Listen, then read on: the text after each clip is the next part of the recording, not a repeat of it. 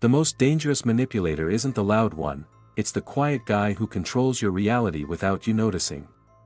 How do you expose a manipulator who controls the truth itself? This is the story of Harold Vexler. A man who could dismantle someone's life without raising his voice, leaving his victims wondering if the damage was even real, or if they caused it.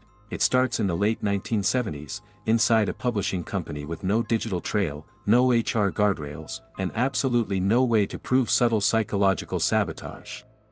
Harold wasn't loud. He wasn't charismatic. He was the kind of man who blended into the wallpaper. Unnoticed, but always listening. And that's exactly how he liked it.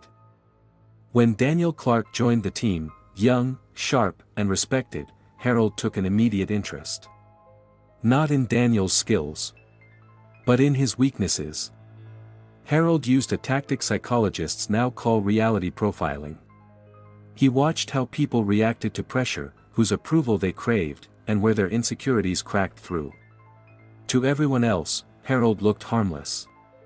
But he was quietly building a psychological blueprint of the entire office, and once he mapped out those pressure points, he began pulling them. Harold never accused Daniel of anything. Instead, he whispered small doubts to the right people. To one coworker, "Daniel seems stressed lately. You noticed?" To another, "He told me he feels unsure about you." None of it was true, but it didn't matter. The seed was planted.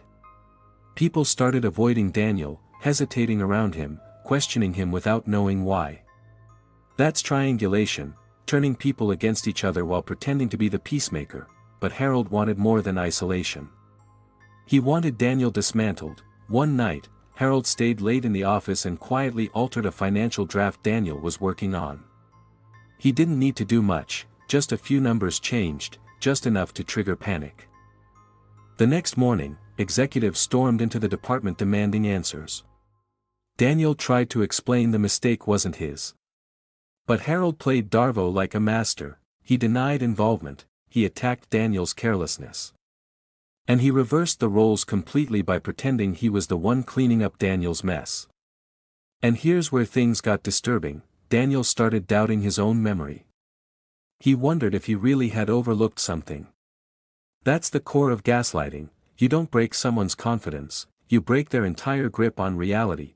But Harold wasn't as invisible as he thought. A quiet intern, someone he didn't see as a threat, noticed pieces of his behavior.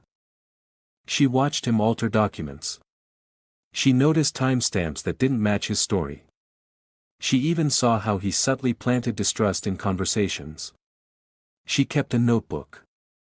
And when the pattern became undeniable, she sent everything to an external auditor anonymously. And you'd think this is where Daniel gets justice.